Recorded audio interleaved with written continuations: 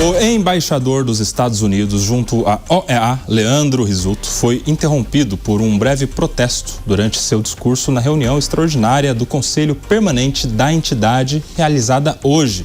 Quem tem todos os detalhes, chegando conosco aqui no 3 em 1, ao vivo, diretamente dos Estados Unidos, o Eliseu Caetano vai trazer detalhes do que foi este encontro, do protesto, como é que ficou o clima por lá, hein, Eliseu? Conta pra gente. Bem-vindo, meu amigo. Clima tenso, viu, Kobayashi? Muito boa tarde para você, para os nossos companheiros debatedores aí no estúdio e, claro, para todo mundo que acompanha o 3 em 1 aqui na programação da Jovem Pan. A OEA, a Organização dos Tratados Americanos, realizou hoje, durante boa parte da manhã e também início da tarde dessa terça-feira, uma reunião extraordinária para analisar os eventos recentes que aconteceram lá na Venezuela. Criada lá atrás, em 1948, a OEA reúne atualmente 35 estados independentes das Américas e é o principal fórum político, jurídico e social da região, além de contar com a participação de pelo menos 70 observadores permanentes e também da União Europeia. A organização afirma que tem como missão promover a paz, a justiça e a defesa da soberania dos países membros. Mas o que a gente conferiu hoje foi até um princípio de confusão, viu? A OEA abriu a sessão ali por volta das 10h30 da manhã, pelo horário local aqui da costa leste americana, e o representante do governo dos Estados Unidos, Leandro Lee, teve um momento de fala. Ao final ali da participação dele, houve protestos, e protestos dos que estavam presentes, ou seja, representantes de outros países e observadores. Vamos conferir. Os Estados Unidos não invadiram a Venezuela. Essa foi uma ação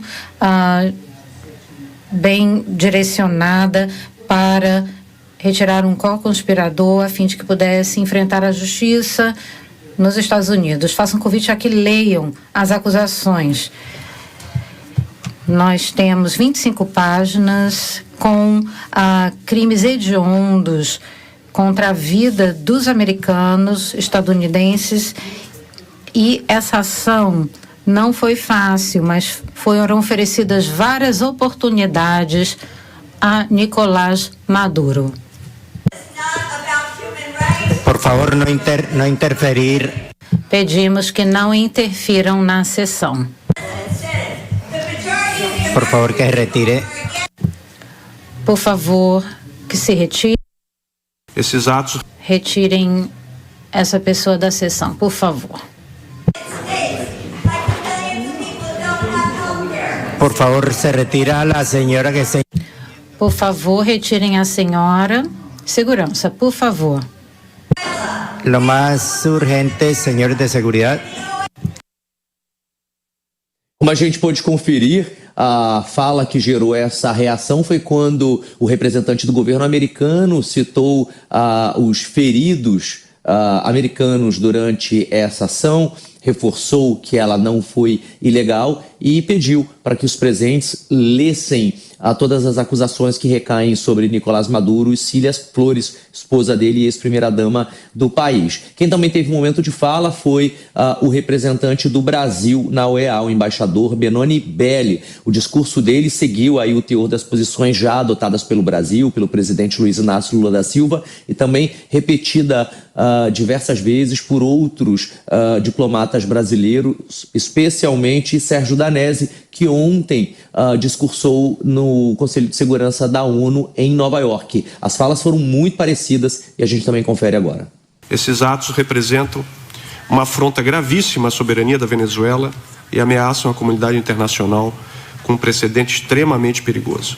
Agressões militares conduzem a um mundo em que a lei do mais forte prevalece sobre o multilateralismo. Não podemos aceitar o argumento de que os fins justificam os meios. Esse raciocínio carece de legitimidade e abre a possibilidade de conferir aos mais fortes o direito de definir o que é justo ou injusto, o que é certo ou errado, e de ignorar as soberanias nacionais, ditando as decisões que devem tomar os mais fracos. Como a gente pôde conferir, o Brasil também participou de maneira muito contundente desse encontro hoje na OEA, ou seja, o nosso país está tendo voz, pelo menos frente aos organismos multilaterais mundo afora. Bom, a reunião na OEA acabou agora há pouco. Não há ainda uma previsão de uma emissão de nota conjunta dos países participantes. Eu acabei de checar, inclusive, com a assessoria de comunicação da OEA, e vamos seguir aqui aguardando, porque a expectativa é de que, assim como aconteceu com a ONU, que fez a reunião ontem no Conselho de Segurança e hoje emitiu uma nota de repúdio, que a OEA vá no mesmo sentido, talvez não de uma nota de repúdio, mas, obviamente, uma nota dando ali uma impressão geral daquilo que ficou combinado entre os países participantes. Koba. Perfeito, Eliseu. Uma outra questão ainda sobre a Venezuela. O governo Trump recuou da acusação de que Maduro chefia um cartel de drogas, é isso? Recuou, mas de uma maneira muito tímida, eu diria, muito discreta, viu, Koba? Ontem ainda no Direto ao Ponto, que foi transmitido ao vivo durante a noite aqui na programação da Jovem Pan, a gente falava sobre essa possibilidade com o Marcos Troijo, que foi o nosso entrevistado. Pois então, hoje o governo dos Estados Unidos mudou a forma como acusa Nicolás Maduro, ditador venezuelano, de envolvimento com o tráfico internacional de drogas. Em documentos que foram enviados recentemente à Justiça, os americanos deixaram de dizer que Maduro seria o chefe do cartel de Los Soles, uma retórica de Donald Trump desde o início do mandato dele no ano passado, e uma fala que vem sendo repercutida e reproduzida mundo afora, inclusive por nós jornalistas, porque assim os Estados Unidos estavam tratando Nicolás Maduro até hoje, chefe do cartel de Los Soles. Pois então, essa acusação surgiu lá atrás em 2020, na época o Departamento de Justiça dos Estados Unidos disse que Maduro comandava sim esse cartel, uma das supostas redes formadas por militares venezuelanos, que ajudaria a enviar cocaína da América Latina para cá, para os Estados Unidos, para a América do Norte. Foi uma acusação considerada por muitos como pesada e até mesmo rara contra um chefe de Estado. Agora, a retórica muda. O governo americano não retirou o processo, é bom a gente deixar isso bem claro, nem disse que Maduro é inocente, viu? O que mudou foi o tom, e por isso eu disse uma maneira mais discreta, um pouco mais tímida. Em vez de chamá-lo de líder ou de chefe do cartel, os documentos mais recentes falam apenas que ele teria participado ou facilitado ações ligadas ao tráfico. A ideia, de acordo com os analistas que eu ouvi por aqui durante toda a manhã desta terça-feira, é evitar uma acusação mais difícil de se provar no tribunal, uma vez que Maduro já está aqui acompanhado da esposa e que vai prestar esclarecimentos à Justiça dos Estados Unidos. Falando nisso, ele segue preso em Nova York, em cela separada da esposa. Agora, no próximo dia 17 de março, vai acontecer uma nova audiência, aí sim uma audiência inicial, mas de acordo com os advogados que eu conversei também por aqui, há uma expectativa de que esse processo só comece de fato a rodar, a acontecer no ano que vem, em 2027. Ou seja, na prática, com essa mudança de nomenclatura, com esse arrefecimento no tom dos Estados Unidos, significa que os Estados Unidos continuam acusando Maduro de ligação com o narcotráfico, mas que recuaram aí na parte mais dura dessa denúncia. Ou seja, uma tentativa clara e evidente, segundo os advogados também, de deixar o caso aí mais forte juridicamente, já que provar que um presidente manda diretamente em um cartel é muito complicado, e seria também para os Estados Unidos comprovar isso. Eu volto com vocês no estúdio. Koba. Muito obrigado, Eliseu Caetano, falando ao vivo e diretamente dos Estados Unidos. Por aqui já vamos repercutir com o nosso time toda essa situação envolvendo as notícias que chegam dos Estados Unidos e da Venezuela. Vamos do fim para o começo aqui. Governo Trump amenizando a crítica, senhor Alangani, em relação à acusação de que Maduro chefiaria o cartel de narcotráfico, enfim, agora ele seria só alguém que contribui, facilita, enfim.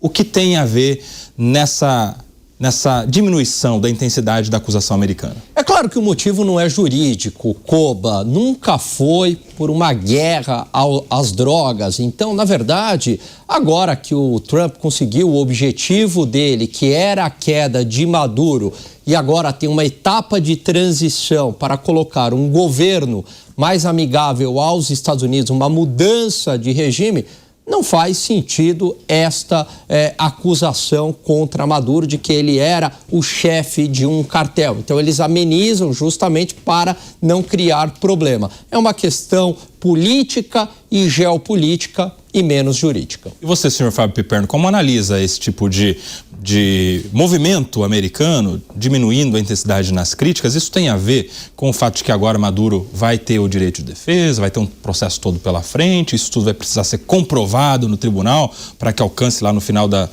do processo uma condenação? Fábio Piperno. Claro, porque qual é a comprovação disso? É a palavra do governo Trump? Será que a palavra do governo Trump é algo tão inabalável e confiável assim? Por exemplo, quem eram aquelas pessoas que foram mortas nas várias ações contra embarcações venezuelanas lá no Caribe? Será que realmente tinha gente ligada ao crime organizado, ligado ao tráfico de drogas? Não se comprovou isso ainda. E vejam só, já que a Venezuela, segundo a avaliação do governo americano, caminhava para se tornar um narco-estado, como é que de uma hora para outra a Venezuela, desde que faça algumas concessões, as concessões exigidas pelo governo Trump, poderá, por exemplo, atrair investimentos de empresas americanas lá para sua indústria do petróleo? Ora, como é que eu vou incentivar a minha indústria a investir em um narco-estado? Outra coisa, se o Maduro realmente era o chefão do narcotráfico, como é que se negociou com o Maduro uma saída honrosa, por exemplo, um exílio, né? Ele acabou recusando essas ofertas, mas ele chegou a conversar, inclusive com o presidente Trump, sobre isso. Quer dizer, se negocia então com traficantes a esse ponto. Agora, tem muita coisa intrigante nisso. Por exemplo, eu ainda não estou convencido do total distanciamento da nova presidente venezuelana em relação ao governo americano. Você vê, agora há pouco, né, surgiram notícias de que ela e o irmão dela andaram conversando sim com a administração Trump desde o final do ano. Então, será que também não dá para desconfiar disso? E por que se vetar o retorno dos oposicionistas venezuelanos ao país? Essa é a parte da equação que não fecha de jeito nenhum. Muitas perguntas, poucas respostas, Acácio. Quero também a sua análise. Eu acho que tem dois aspectos esse recuo, entre aspas, do governo Trump. Primeiro, a partir de agora, a condução do caso se dá pelo Poder Judiciário. E nos Estados Unidos, por mais que as regras de promoção e indicação de magistrados sejam diferentes das regras no Brasil, lá o Poder Judiciário também tem autonomia. E, obviamente, a análise de toda essa documentação apresentada pelo governo Trump relacionada à acusação do Maduro e da sua esposa será feita sob o ponto de vista da independência, da autonomia do Poder Judiciário. Então não é possível que sejam feitas muitas imputações sem que estas estejam embasadas em elementos probatórios, sob pena de, numa eventual absolvição ou algo que o valha, ficar ruim para o governo federal norte-americano. Em segundo lugar, a questão política. O governo Trump recuou no sentido de manter a vice-presidente à frente do país por tempo indeterminado.